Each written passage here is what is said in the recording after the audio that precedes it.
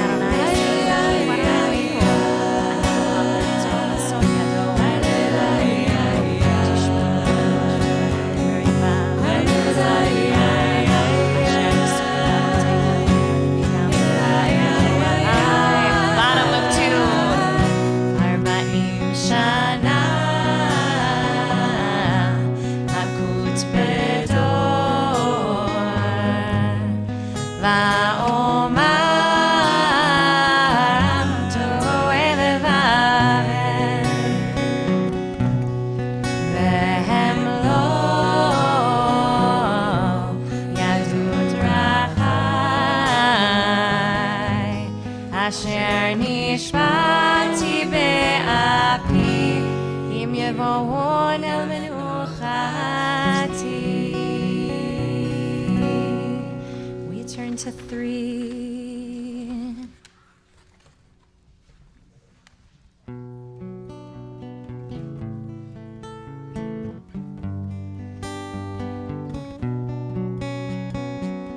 Shirula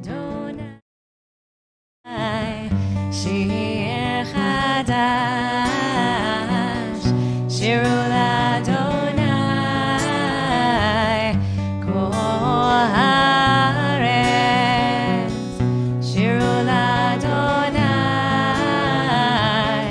barechu shemo. Basaru meyom leyom Yeshuato. Sapru v'goyim kevodo. Bechol ha'amim niflotav.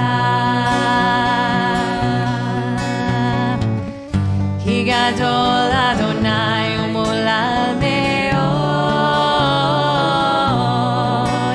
Norah hu al kol Elohim Yadalai, Yadalai,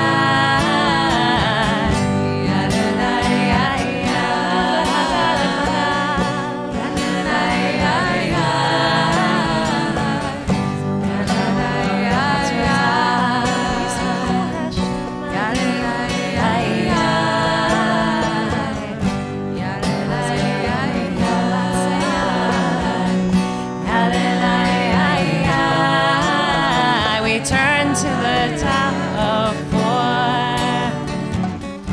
Lifnei Adonai kiva. Kiva lishvot haaretz.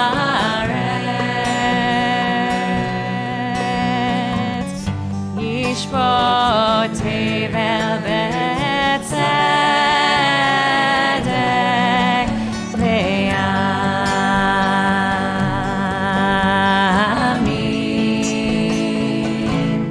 be'emunato. Adonai malach tagel haaretz yismechu im rabim.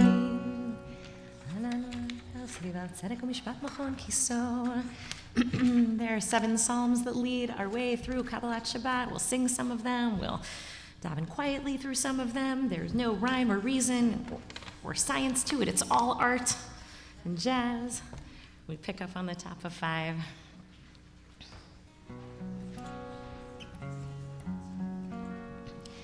Where's Arua Latzadik? Uli Yishrei Lev Simcha. Simchu tzadikim b'Adonai Vehodu lezecher kodsho. Mizmor shir l'Adonai shir chadash.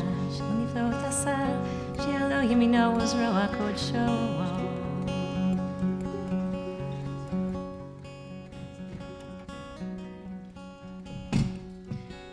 Bring back a kind of old school one that those of you who were around like a decade ago may remember. It's at the bottom of 5.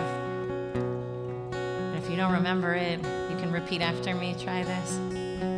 Yiram hayam u'melo. Yiram hayam u'melo. Yiram hayam u'melo. Tevel v'yoshveva. Yiram hayam u'melo. Okay, let's try that whole thing together. Yiram hayam u'melo. Yiram hayam u'melo. Yiram hayam u'melo. Tevel v'yoshveva. Yiram hayam u'melo. And then this part is all together and it sounds like this. Neharodim chau chafai. Yachad harim yiranenu. Try that. Neharodim chau chafai. Yachad harim yiranenu. Yachad harim yiranenu. Neharodim chau chafai. Yachad harim yiranenu. This is the sound of the oceans clapping and the seas roaring in joy. Yiram hayam u'melo. Yiram hayam u'melo. Yiram hayam u'melo. Tevel v'yoshveva. Yiram hayam u'melo.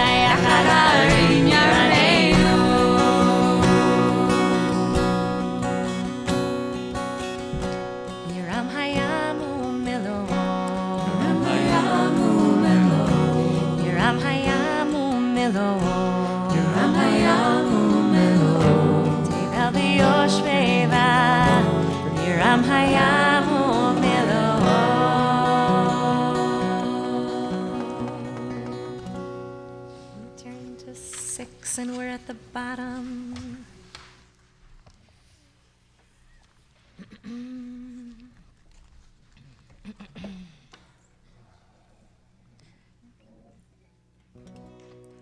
Romemu Adonai Eloheinu v'yishtachavu lehar kodsho ki kadosh Adonai Eloheinu. We're on 7 and we stand. LeDavid havu l'Adonai Ne'elim havu l'Adonai kavod va'oz havu l'Adonai kevod shemo yishtachavu l'Adonai v'hadra kodesh kol Adonai al hamayim el hakavod irim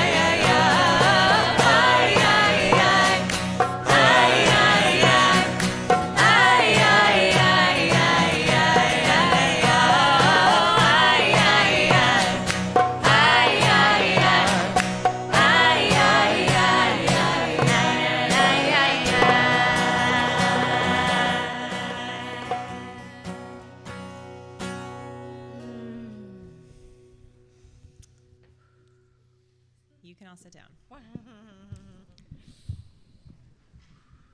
Earlier today, I was doing my thing. Obviously, that means I was on my Peloton. And all of a sudden, I was not in my office in 2023 in Lincoln Square in Chicago. It was 2009, and I was on the streets of Madrid. Cada vez que te busco te vas, cada vez que te llamo no estás. Do you ever have that happen to you where you hear a song and all of a sudden you are just transported? Juanes comes on, Fotografía, and I am in Madrid, pining over my college crush, jamming out to that song as I walk down the streets of Madrid every day to my university. That is Lecha Dodi in a nutshell. It's that song that comes and it transports you to that feeling of longing for that pure, simple, early 20s love. Maybe you're not a person who experiences romantic love, but some kind of love where you just feel like you are pining for that person, and every night before you go to sleep, you read their texts again. Back in the days of flip phones, so that's a real commitment. Every time you go out and they happen to be at the same place, you're like, ah, they're here. That sort of zing that goes through your body that's like, my beloved is here. Finally, yes, I've been waiting all week for this class we share together. And we sing it to a tune because music transports us in that way. And sure, we have all these different tunes for Lecha Dodi, and maybe you've never heard this one before, maybe you have. But in that moment when we say, Bo'i b'shalom, ateret ba'ala, come in peace, the one who is the crown of the beloved, you, Shabbat, you are my crown, you crown me with love and dignity and beauty. And when I hear the sound of you coming with Shabbat, I am transported to that feeling of longing and closeness and exhilarating, blood is bubbling feeling of infatuation and love. So take a second to call yourself to a moment where you felt that. Maybe it's with someone who's sitting next to you today. Maybe it is a love who is long lost to time that you left in Madrid where it belonged. When we say these words, Lecha Dodi likrat kala, come my beloved with me, my bride, and the music transports you, who is it transporting you into more closeness with? What is it transporting you into more closeness with? How can you feel your blood bubbling with excitement just a little bit that Shabbat is here with us right now? We're in the presence of our beloved, and also on page 8.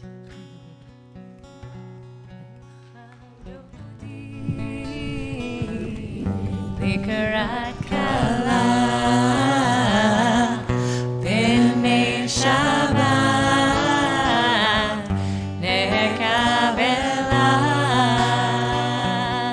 lecha dodi likrat kala b'nei Shabbat nekabela Shamor v'zachor v'divurecha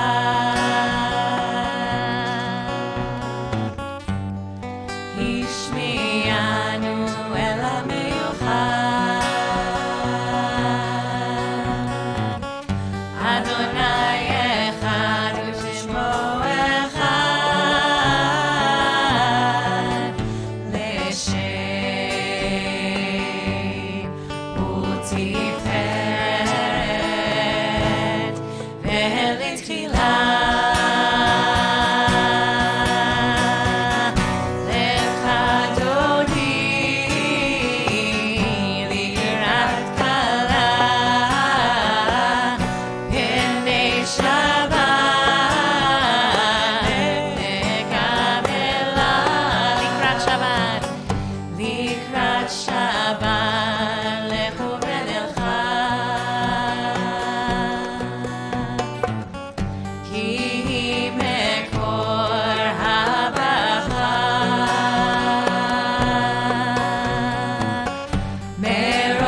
מקדם נסוכה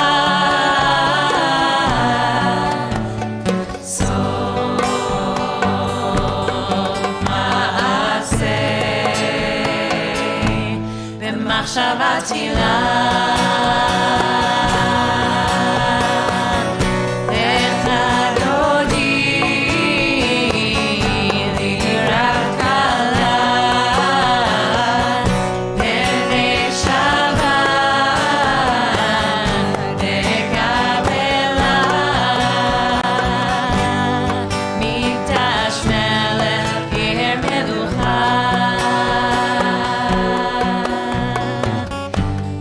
meets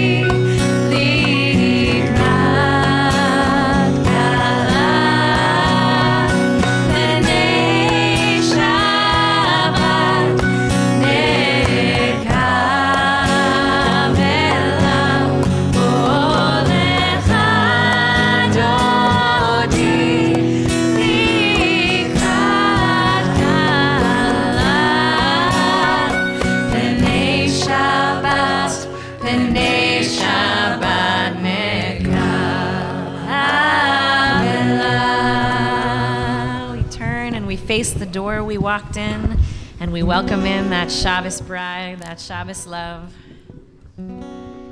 Boi לשלום, עטרת בעלה, גם בשמחה ובצהלה,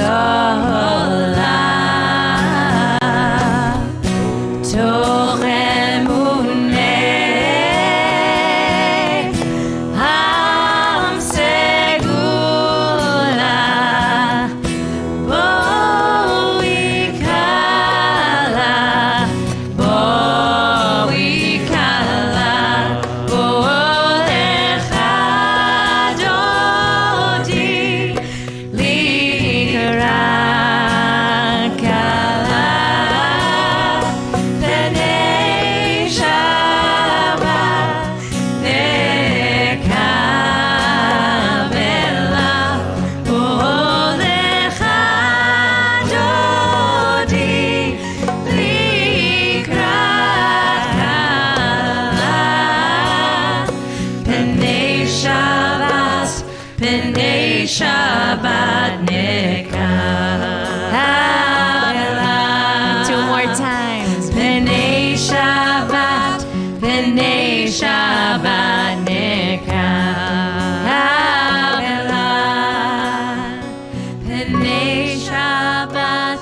פני שבת To anyone who might have walked into this room tonight holding sadness in your heart, maybe having lost someone earlier this week, the bottom of page 9 has words that we offer any person who's in the midst of sadness.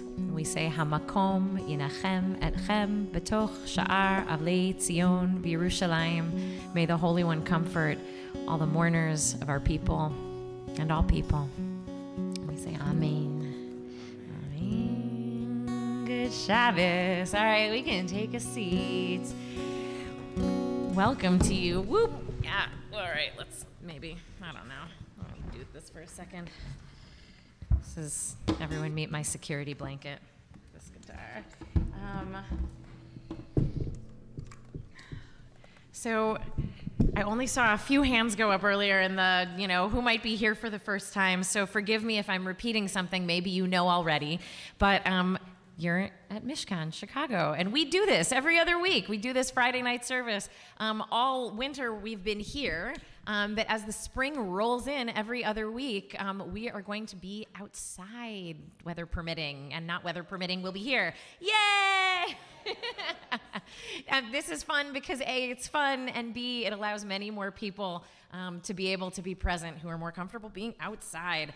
And also it allows you to spread out on a picnic blanket and bring dinner and bring your dog, if it's a friendly dog.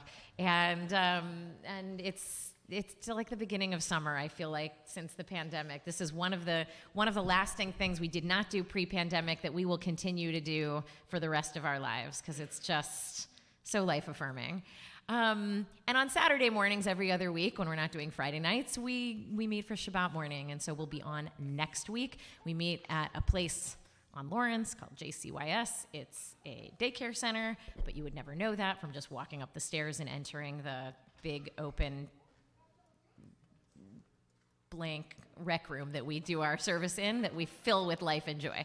And so you're invited. And there's a lot of other stuff that happens in the midst of the week, and you can go online, and I think there's a QR code downstairs. If you're not on our email, you can jump on our email with the QR code and see what's going on during the week.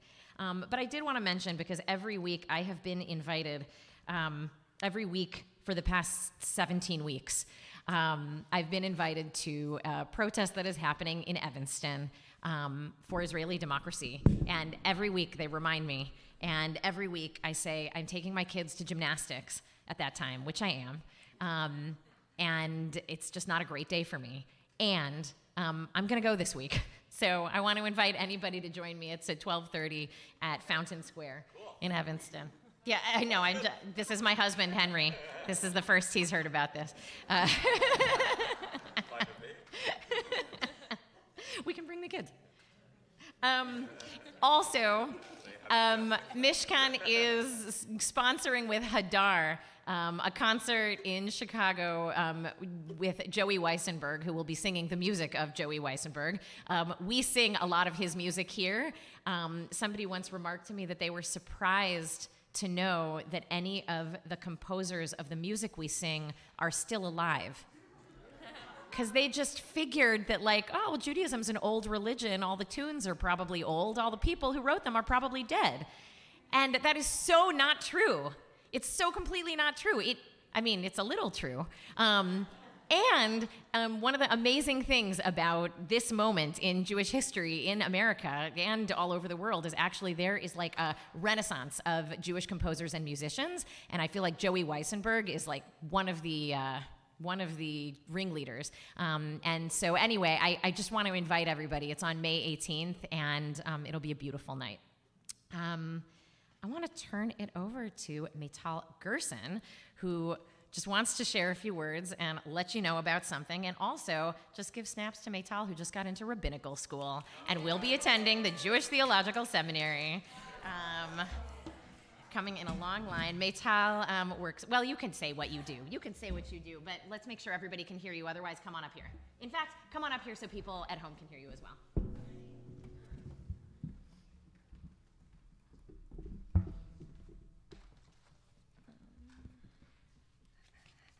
Hi, everyone. Shabbat Shalom. Thank you, Rabbi Lizzie. My name is Maytal, and I work at JCUA and at Mishkan. I'm a Mensch Academy facilitator, and I'm an organizer at the Jewish Council on Urban Affairs. I've been working at Mensch since last August and at JCUA for almost 2 years. In both spaces, I work to grow and strengthen the Jewish community. At Mensch, I teach second and third graders and also support their Hebrew learning, and at JCUA, I work to make sure the JOC, or Jews of Color, are supported as part of our anti-racism work. I'm here today to make sure that Mishkan congregants and those who identify as JOC are connected to JOC know about Kol Or, which is the Jews of Color caucus in JCUA. Kol Or in Hebrew can be translated to mean every light, which is what our group strives to bring to the Jewish community. This wonderful affinity space, established in 2018, was created by and for Jews of color.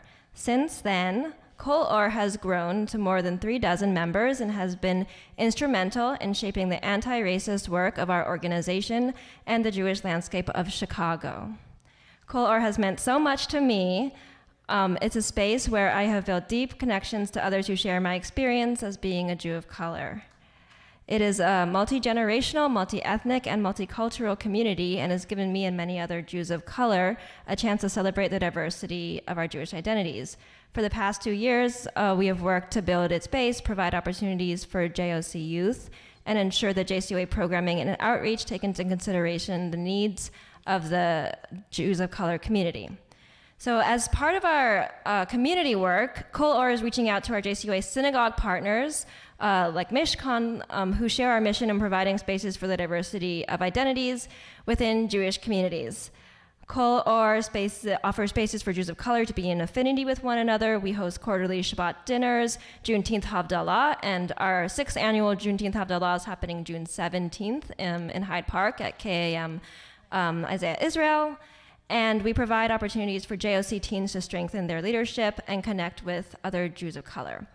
We host monthly meetings for our members and are connected to a network of other JOC organizations with whom we work with in collaboration.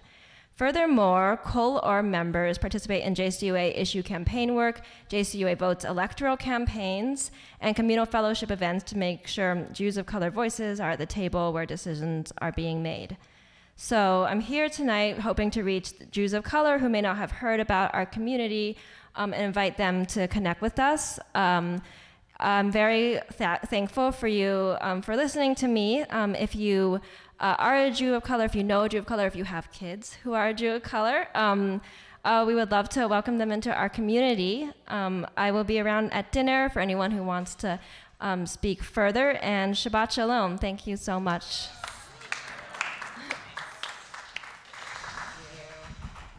All right. I think we can stand, shall we? We're going to stand and go into Mariv, which is on page 13. East is. And east is that way. Is it really? No, it's not. Windows. It's what? Come on. What? The lake? Really? Okay, I stand corrected. You all I seem literally confident stand we're not, so. corrected.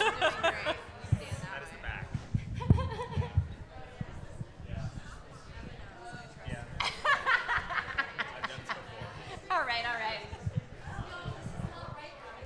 What? Hang on, wait. There's a machloket l'shem shemayim, a dispute for the sake of heaven. Wait. What we can say for sure is that we are orienting ourselves towards the place where prayers go. That way. It's the way And you Rabbi can Stephen's facing. make your own decision. All right, we're pretty sure it's this way. I love this. Oh my god. Wow, I can't wait to find out. Should we actually do that too? Gather people? Yeah. Good call.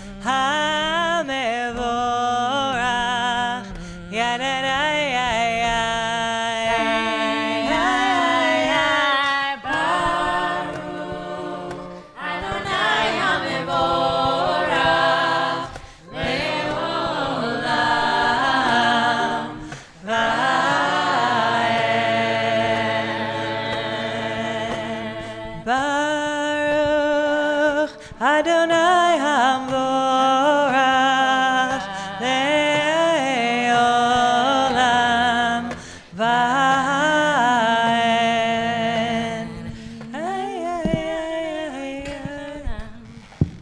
You can sit down now.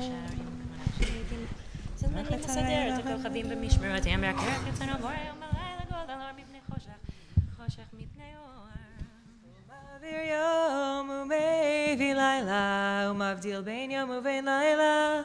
Adonai tzvaot shemo, el chai v'kayam, tamid yimloch aleinu le'olam va'en.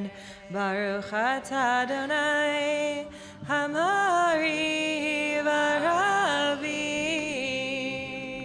avat olam beit Yisrael chavta.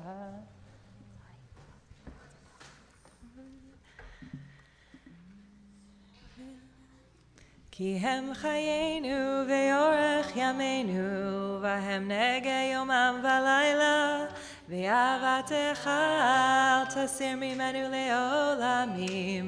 Baruch atah Adonai, ohev amo Yisrael.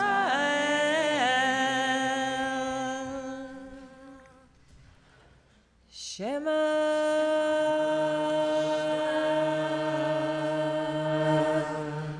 Yisrael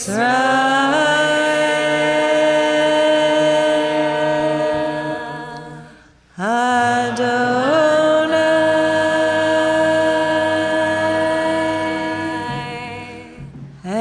Eloheinu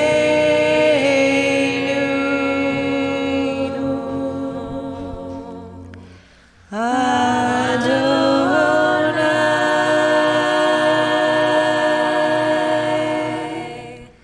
Echad.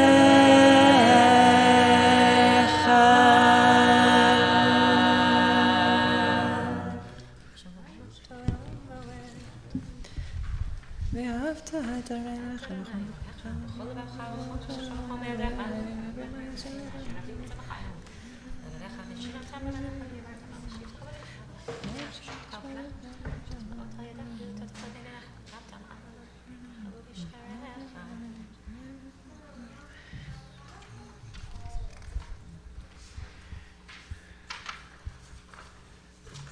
ויאמר אדוני משה לאמור דבר שבת עליהם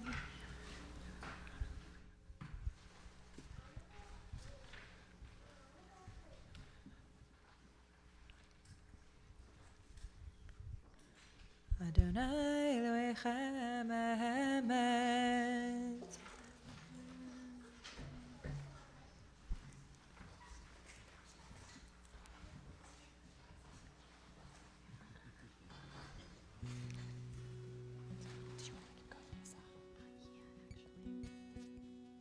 טוב ברצון קיבלו עליהם משה ומרים ובני ישראל לחנו שירה בשמחה רבה ויאמרו כולם מי כמוך באלים אדוני מי כמוך נדר בקודש נוראתי לא תוסף אלה מלכותך ראו בניך בוקי הים לפני משה זה עלינו ואמרו אדוני ימלוך לעולם ועד ונאמר כי פדה אדוני את יעקב וגאלו מיד חזק ממנו ברוך אתה אדוני גא ישראל.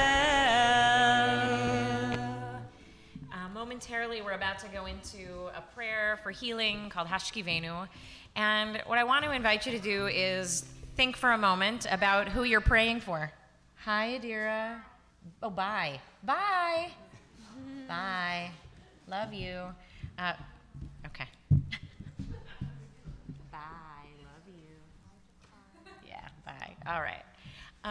This is actually a perfect moment for this. What I was going to suggest is just think for a moment about who it is that you're praying for, right? Like there's somebody in your life, a family member, maybe somebody you work with, a friend, who could use a prayer.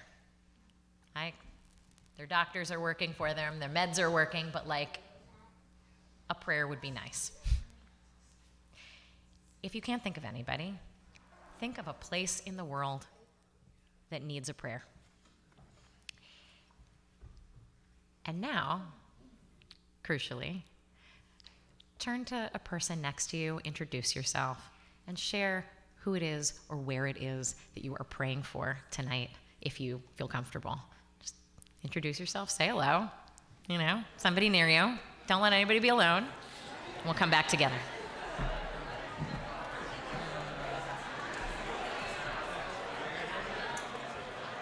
All right.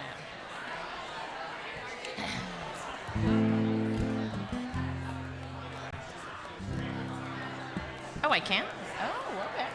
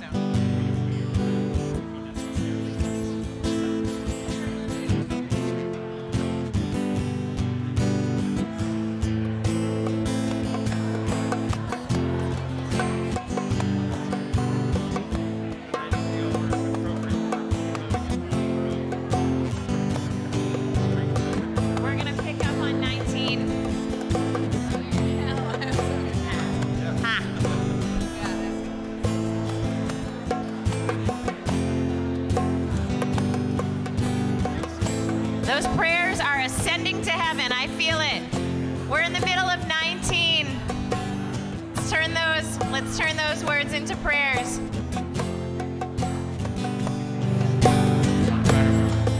Ushmor tzeitenu uvoenu, chayim u'lishalom me'ata ve'ad olam. May you guard our goings and our comings now and always for life and for peace. Ushmor tzeitenu uvoenu, ushmor tzeitenu uvoenu, ushmor tzeitenu uvoenu, ushmor tzeitenu uvoenu, lechaim u'leshalom me'ata ve'ad olam, ufros aleinu sukkah shlomecha, lechaim u'leshalom me'ata ve'ad olam, ufros aleinu sukkah shlomecha. Shmor tzeitenu uvoenu, shmor tzeitenu uvoenu, shmor tzeitenu uvoenu, shmor tzeitenu uvoenu, lechaim u'leshalom me'ata ve'ad olam, ufros aleinu sukkah shlomecha, lechaim u'leshalom me'ata ve'ad olam, ufros aleinu sukkah shlomecha. We turn the page to 20. V'shamru b'nei Yisrael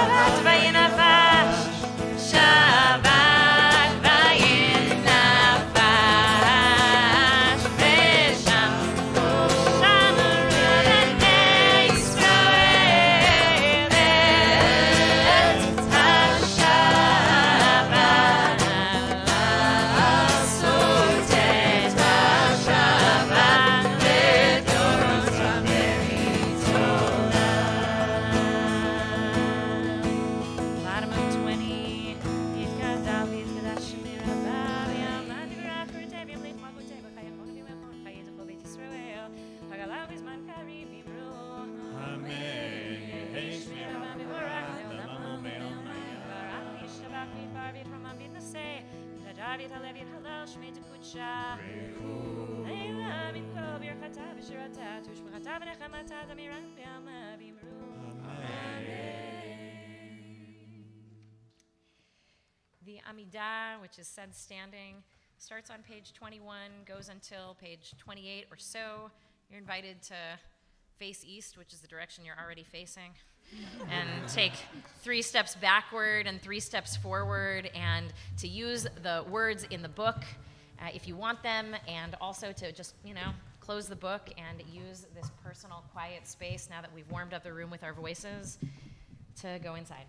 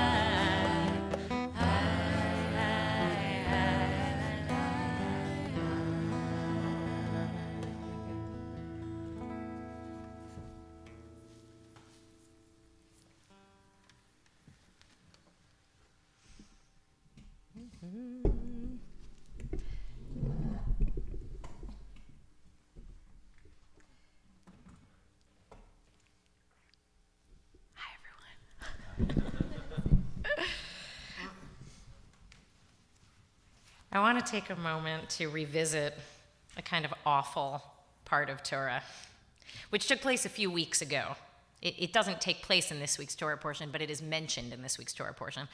So in Parshat Shmini, a few weeks ago, we read the story of how 8 days after the most important and celebrated communal building project of the ancient Israelite people was inaugurated, tragedy befell the community. So this massive community building project was called the Mishkan, our namesake. This incredible portable worship space that God's very presence dwelled in as the people created it. And the Mishkan building project takes up more verses in the book of Exodus than anything else, including our enslavement in Egypt, our liberation from slavery in Egypt, the wandering of the desert towards Sinai, the giving of Torah at Sinai, and all of the legal and economic and social and moral laws that come in the parsha after the parsha with the giving of the Torah at Sinai. The Mishkan actually takes up more space than all of that. And when I say the Mishkan, it's like the instruction manual for how to build it. The B'nai Mitzvah kids who get this parsha, like, their eyes glaze over, you know. And did anybody have this as, you know, one of the Mishkan parshiot as one of your, nobody in this room? I bet that's not true, and you just figured out something else to talk about. So this becomes the focal point of the narrative because it is the focal point of the story. And it is, to my mind, as a community that doesn't have our own building, it is amazing how a community building project, you know, having a space to call your own, can become a national obsession, right? And the text describes how the people literally fell on their faces when they saw Moses and Aaron emerge from the Mishkan. Aaron raises his hands and blesses the people, and the people literally fall on their faces. Of course, this was a national obsession. This newly liberated slave people had never known freedom before, and the first thing they were doing was building a space for God to dwell with them, that they created, that they participated in the creating of this Mishkan. This was nothing short of miraculous. I still sometimes feel that way about our Mishkan. And so in the fury and the flurry of the activity and the celebration on that 8th day after the inauguration, something totally unexpected and devastating happens. Aaron's sons, 2 of Aaron's sons, Nadav and Avihu, seemingly full of passion and spontaneity and fervor, it's not really clear, they come before God and offer Eish Zara, strange fire, that God had not requested, and they die immediately. And Aaron, the high priest, their father, the one who taught them everything they know, the one they looked up to and the community looked up to, Aaron, who is said to be the great peacemaker of the Jewish people, he was silent. Vayidom Aharon, Aaron was silent. And because there is generally so little dialogue in the Torah, it is actually meaningful that the Torah goes out of its way to mention that he was silent, right, to highlight that silence, because it's such an unusual thing that people actually talk to each other. Much of the Torah is just narrative and, to be honest, God talking to Moses. So the rabbis, our sages, want to know, why mention Aaron's silence? What was significant about it? Why was he quiet? Why didn't he cry out? In protest, maybe. Why didn't he cry?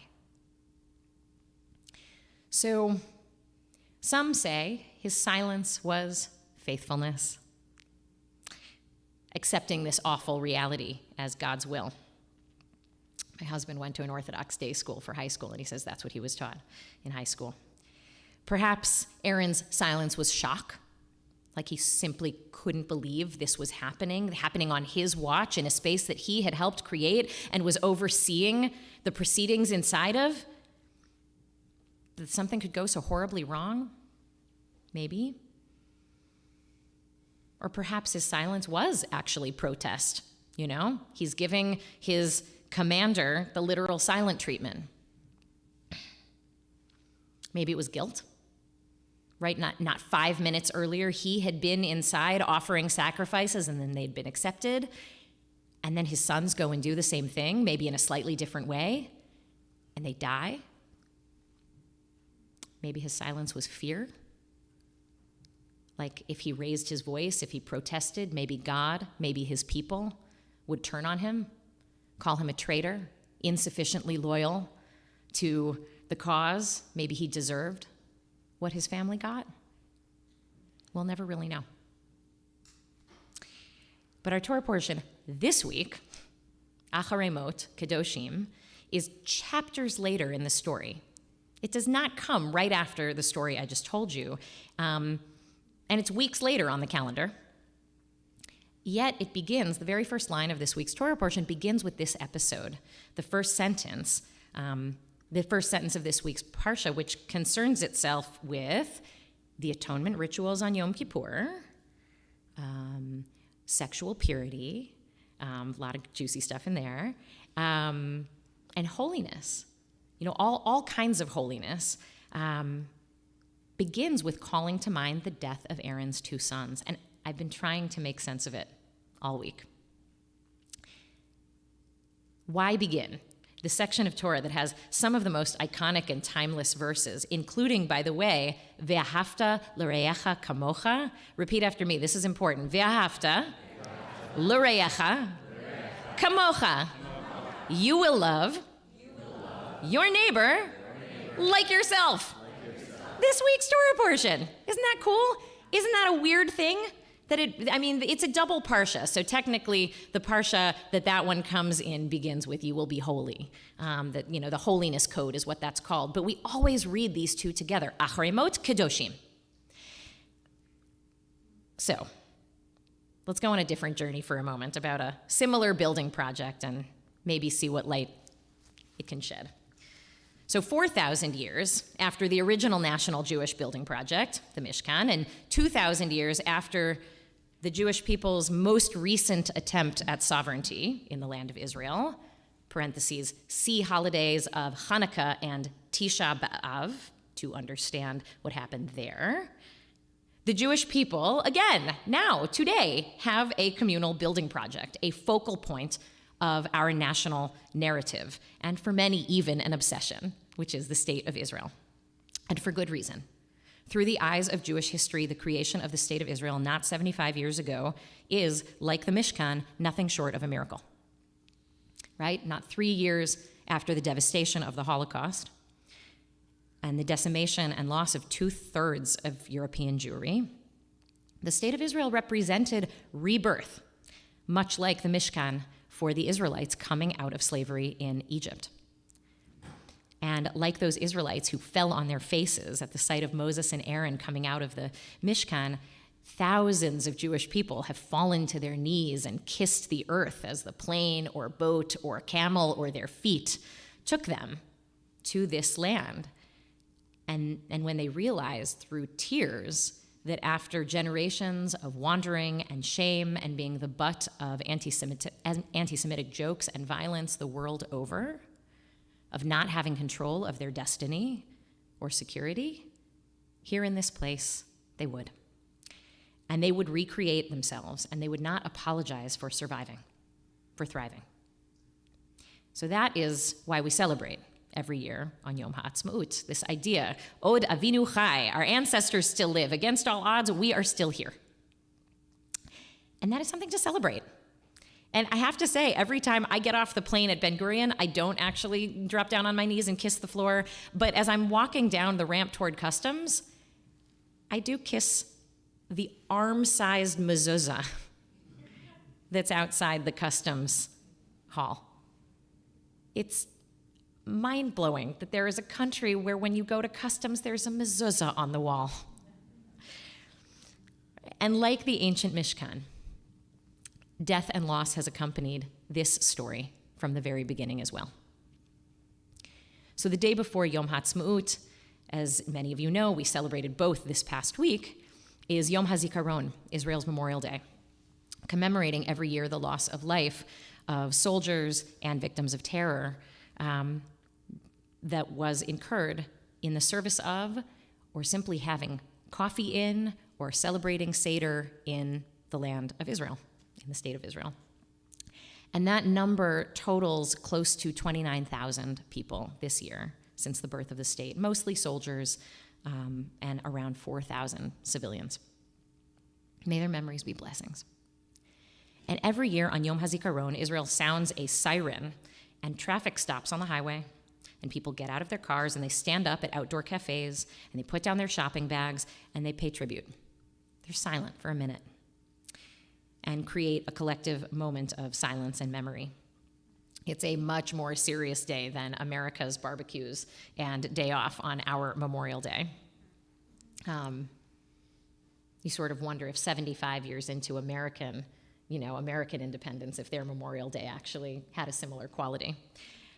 In any case, it is a moment with contending with the profound and personal sacrifice that having a state necessitates.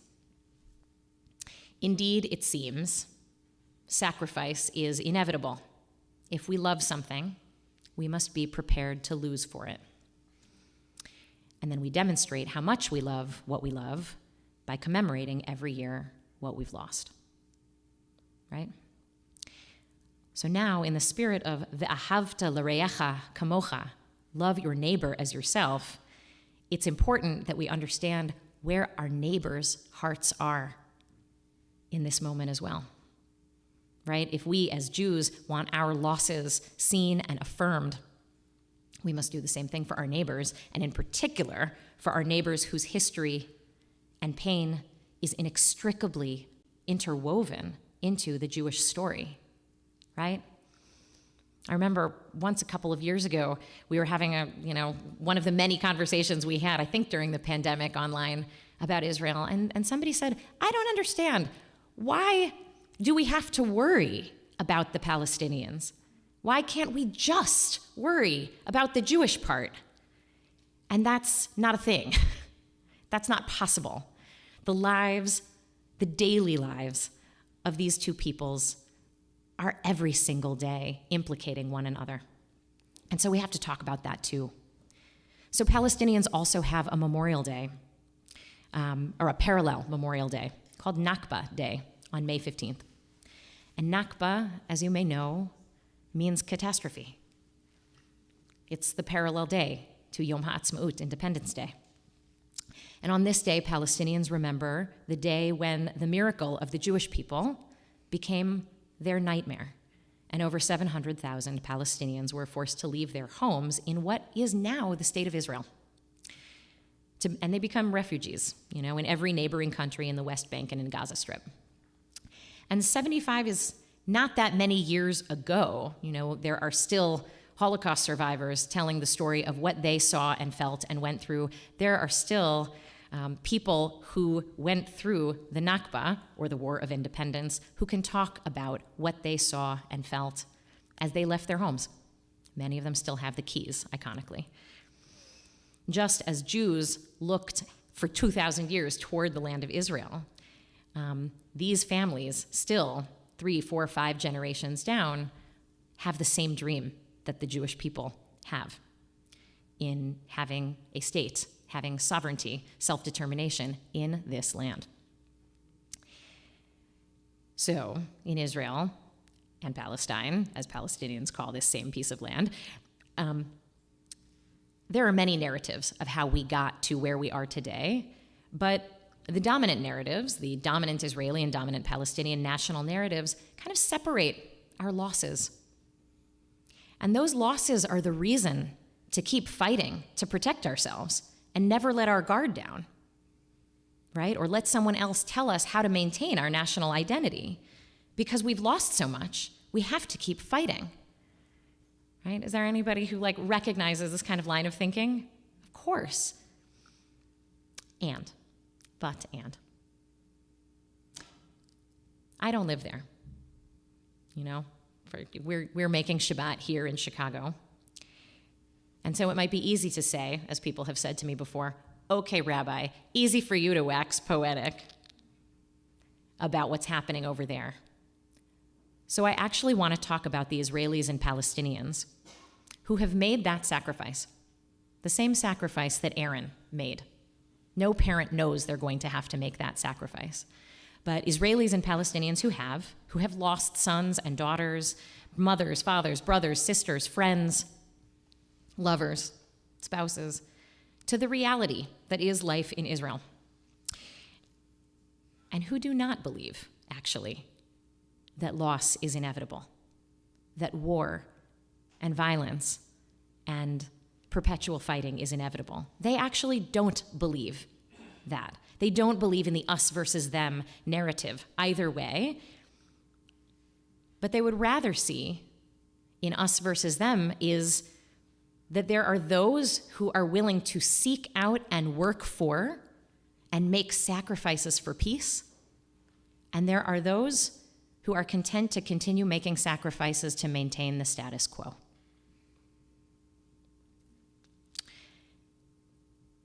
And so this Yom HaZikaron and Yom HaAtzmaut, I wanna lift up the voices of those brave and visionary people who could never be accused of being insufficiently loyal or speaking from a place of naivete or privilege or distance, because they're speaking from a place of profound personal loss. And these are people who would be within their rights to turn their deep pain into revenge, into anger, but instead, in the words of the Parent Circle Family Forum, this group of over 600 Israeli and Palestinian families who have lost someone in the conflict, what they say is the best revenge we could have for those who killed our children is to make peace. The best revenge we could have for those who killed our children is to make peace. So this past weekend, Mishkan was proud to sponsor, along with 80 organizations here in Chicago, nationally in Israel, the 18th annual Joint Memorial Day commemoration. A ceremony designed by the Parent Circle and Combatants for Peace, which is an organization of former militants, both Jewish and Palestinian, Jewish, Israeli, and Palestinian, who have come together to humanize one another, to share the experience of the pain of having lost someone, so that they can build bridges of empathy and compassion and end the narrative of us versus them. It's a false narrative. And to envision and create a shared future in which there is room for all who call the land home, and nobody's pushing anybody else out. So an Israeli Jewish woman named Anat Marnin stood up at the ceremony this past Monday, and she introduced herself as the sister of Yair and Pinke, who died in the Yom Kippur War of 1973. She said, "My brothers will forever be 20, 23, and 19. And I, 50 years later, am still their little sister. As a child, they always helped me feel safe and protected. I was 16, she said, when my world fell apart. I was speechless, dumbstruck, and I disappeared into myself. My mother somehow went on, supported me lovingly, taught and spoke publicly and relentlessly about the terrible price we paid, and implored her audiences to find a way to end the bloodshed. And now I do the same," she says. "I share the memory of my brothers for the sake of my living children, as well as future generations. When I meet with Palestinian mothers," she said, "I feel an immediate kinship with them, of pain and grief. We share a terrible loss and a hope to end this conflict, and from the depth of our sorrow, we find the strength to work together, even when the cannons roar, to show that there is another way, and in order to bring our message to both societies. See us," we say. "See us, who have paid the ultimate price for this conflict. If we can come together and say enough, then all of you can. May you join our call," she said. There were 15,000 people that showed up for that in-person joint Memorial Day celebration or commemoration in Tel Aviv, and another 20,000 people that watched online. To listen to these brave souls share their stories and to witness the pain of the other and to stand in solidarity with one another and see that not as a threat to anyone's national identity or religion, but as a more expansive identity that transcends boundaries and includes the presence and thriving of the other in their vision of the future, of their neighbor. And this vision of shared grief translating into the desire for a different future, a different status quo, not this status quo, a new, safer future, a shared future for all, is gaining attention and support, and for good reason, I think. Having a state, or having a mishkan for that matter, is a tactic toward achieving a goal. The goal of the state isn't the state itself, right? Think of a lot of countries in the world that in and of themselves are not inherently holy. It's what happens in that space. It's what that space makes possible.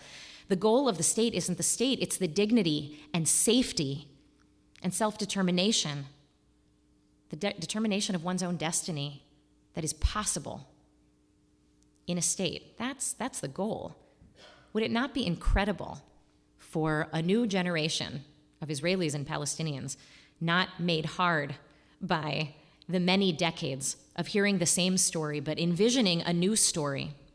Wouldn't it be incredible for them to envision their own dignity and safety and self-determination in a way that enhances, not detracts from, the others? Wouldn't that be cool? Because there won't be dignity or safety or self-determination for anyone unless there is for everyone. That's the reality. And so this is what Parents Circle and what Combatants for Peace and what Standing Together, another organization that we've hosted here, and so many more people-to-people peace-building organizations are trying to make happen. One hopeful, painful, hopeful day at a time. Our Parsha begins 4 chapters of focusing on how to be a good person against the backdrop of the death of Aaron's children. I wonder if perhaps Aaron's silence is a question. How might I be part of creating a world where no one's children have to be sacrificed for what they love? I want to invite us to stand. And I want to bless us tonight to have the courage to listen, to be quiet and to listen to stories that aren't the story you thought you knew about something you love.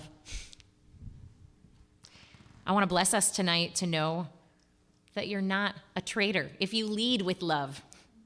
I want to bless us tonight to know that in order to create peace, we have to invest in peace. And in order to create peace, we have to do what Aaron did. Listen. I want to bless us tonight to know that maintaining our own dignity and safety means investing in the dignity and safety of our neighbors.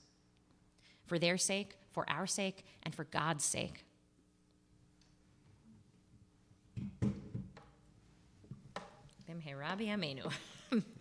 May it happen soon for all of us. And we can say, Amen. And I want us to sing that song, that line from Parshat Kedoshim. It sounds like this. Hareini mekabel alai. Behold, I take upon myself mitzvat haboreh, this commandment from my Creator, ve'ahavta l'reacha kamocha, and you will love your neighbor as yourself. That's what it sounds like. Hareini mekabel alai, et mitzvat haboreh, ve'ahavta l'reacha kamocha, l'reacha kamocha. Hareini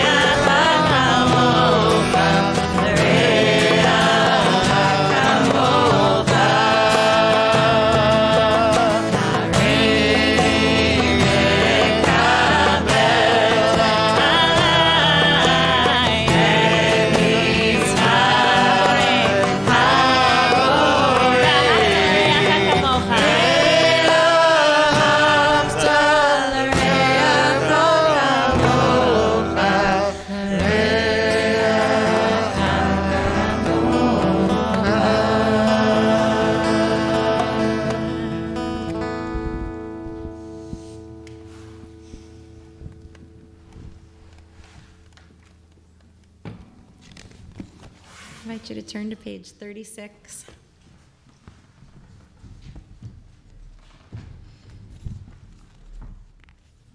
We are going to count the days that it has been since the second night of Passover. We are going to count the Omer.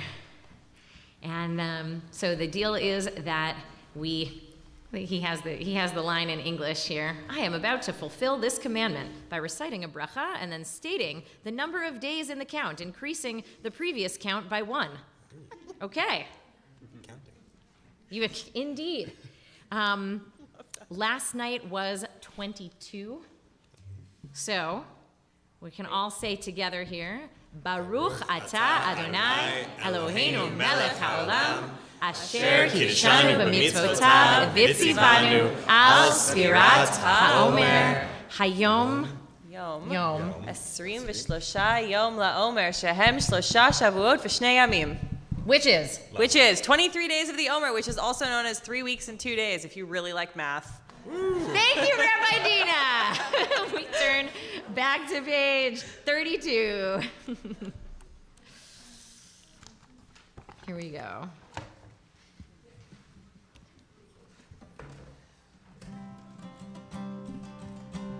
Ooh.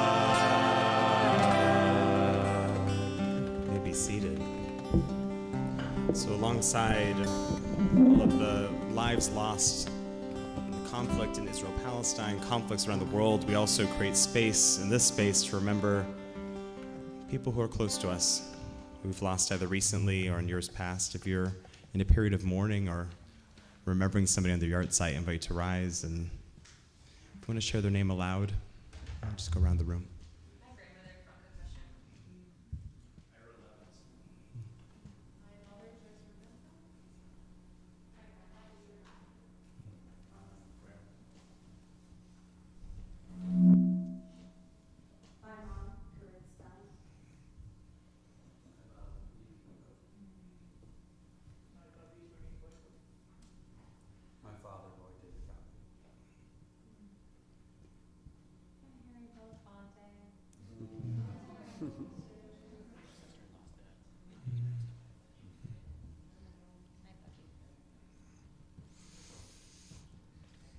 Turn to page 34 for Kaddish Tom.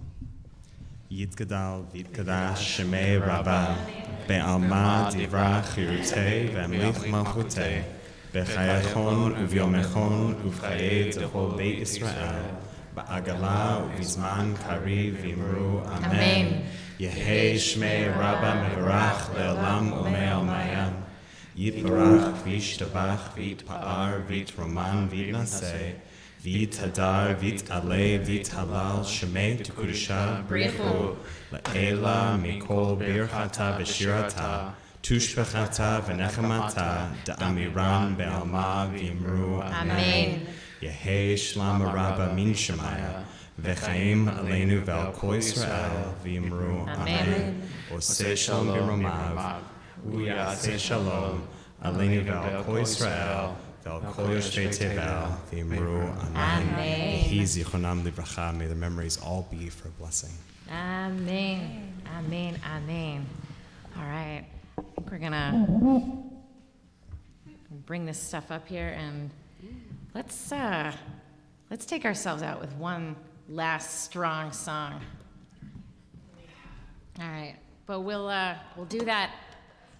What?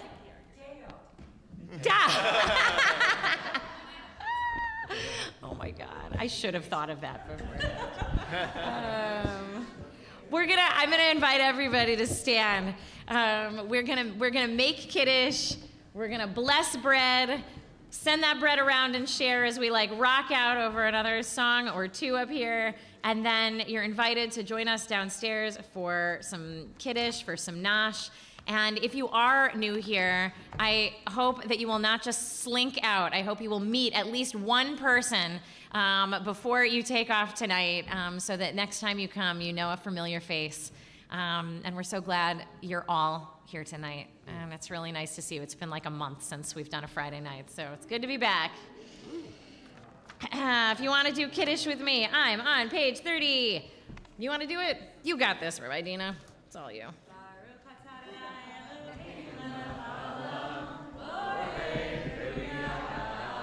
Amen.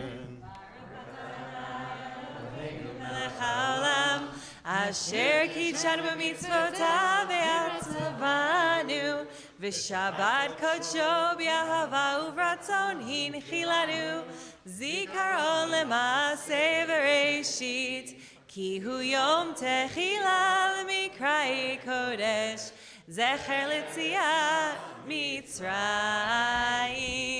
ki vanu v'acharta ve'otanu kidasha mikol ha'amim v'shabbat kodshcha be'ahava u'ratzon hinchaltanu baruch atah Adonai mekadesh ha'shabbat l'chaim L'chaim, l'chaim. Ta-da! Watch the candles. Oh yeah. Baruch atah Adonai Eloheinu melech haolam hamotzi lechem min haaretz. Amen.